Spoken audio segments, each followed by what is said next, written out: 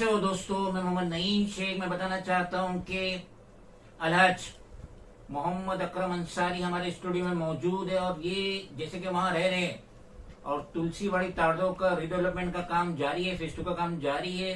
तो ये मजीद रोशनी डालना चाहेंगे कि किस तरीके से जॉयस हाउसिंग लिमिटेड ने इस प्रोजेक्ट के लिए पीएनबी हाउसिंग फाइनेंस लिमिटेड से लोन ली। क्या जानकारी है, क्या इन्फॉर्मेशन है, इन डिटेल्स में हम हाजी साहब से जानने की कोशिश करते हैं। मेरे हाथ में टाइम्स ऑफ इंडिया की ये कटिंग है 22 अक्टूबर 2023। इसमें बताया गया है कि ये जो जॉयस हाउसिंग लिमिटेड जिसके अंदर 37.5% डीएलएफ लिमिटेड, 37.5% शाहपुरजी पालन जी और 25% शेयर जो था हपटाउन का था, जो इन्होंने तुलसीवाड़ी ताड़ों के रिडेवलपमेंट के लिए जो फर्म का इस्टेब्लिशमेंट किए थे जॉयस हाउसिंग लिमिटेड के नाम से। तो इन्होंने इस प्रोजेक्ट के लिए पीएनबी हाउसिंग फाइनेंस लिमिटेड से 800 करोड़ का लोन लिए थे एडिशनल सिक्योरिटीज के तहत। मगर जब इन्होंने ये लोन की अमाउंट 800 करोड़ रुपया पीएनबी हाउसिंग फाइनेंस लिमिटेड को रिपेमेंट नहीं किए, जिसकी वजह से जनवरी 2022 में इसे NPA non performing asset declare किया गया। और हाल फिलहाल में इसका जो इन्होंने लोन लिए 800 करोड़ रुपया अब हो गया 1075 करोड़ रुपया।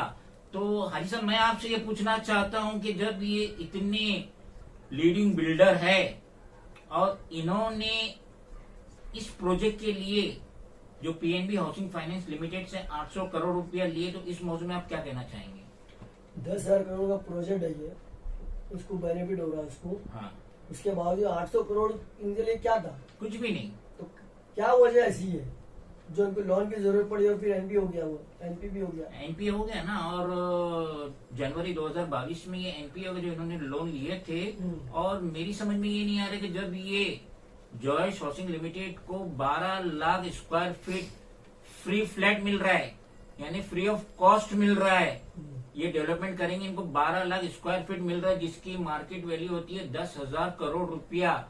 तो मैं ये सोचने से समझने से कासिर हूँ कि इतनी बड़ी कंपनी, इतने बड़े डेवलपमेंट, 17 एकड़ का जो एरिया है आपका जिसको डेवलप करना है, और देना किसको है? वहां पे जो एलिजिबल रूम है उनको एक एक रूम देना है, और दे रहा क्या है? 300 स्क्वायर फीट। 300 स्क्वायर जो होना चाहिए 550 स्क्वायर। हाँ, मिनिमम 550 दे तो बात अलग है। तो यहाँ पे 12 लाख स्क्वायर फीट एरिया भी मिल रहा है इस जॉयस हाउसिंग लिमिटेड को, 10,000 करोड़ की वैल्यूएशन भी हो रही है, और वो अपनी जेब का 800 करोड़ भी नहीं लगा रहे, जो के बढ़ के 1075 करोड़ हो गया, 1075 करोड़ रुपया हो गया। तो इतनी लीडिंग, इतनी बड़ी कंपनी और इतने अच्छे प्राइम लोकेशन पे जो कंस्ट्रक्शन इनको मिला, उसके लिए भी ये जेब का 800 करोड़ रुपया नहीं लगे। हाजी साहब, आप क्या गुहार लगाना चाहेंगे आपके डेवलपमेंट के मुतालिक?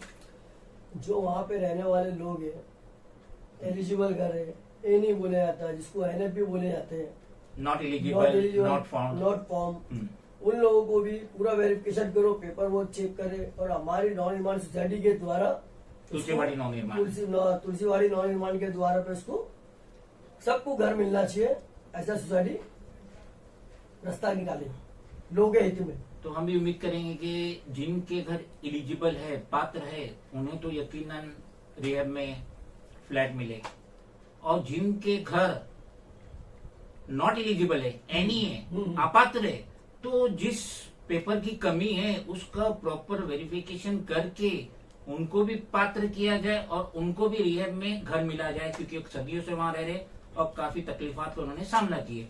अब रही बात कोई एनएफए नॉट फाउंड है, तो तुलसीवाड़ी नॉन निर्माण कोऑपरेटिव हाउसिंग सोसाइटी के ऑफिस बेरर को उनकी भी मदद करना चाहिए कि क्या वजह है उनका नाम लिस्ट में आया नहीं आया, क्या वजह है। तो जिस तरीके से वहां के रहने वाले काफी सालों से रह रहे, काफी तकलीफात का सामना किए, तो अब अगर डेवलपमेंट हो रहा है तो वहां के रहने वाले सभी का भला हो। खुदा हाफिज।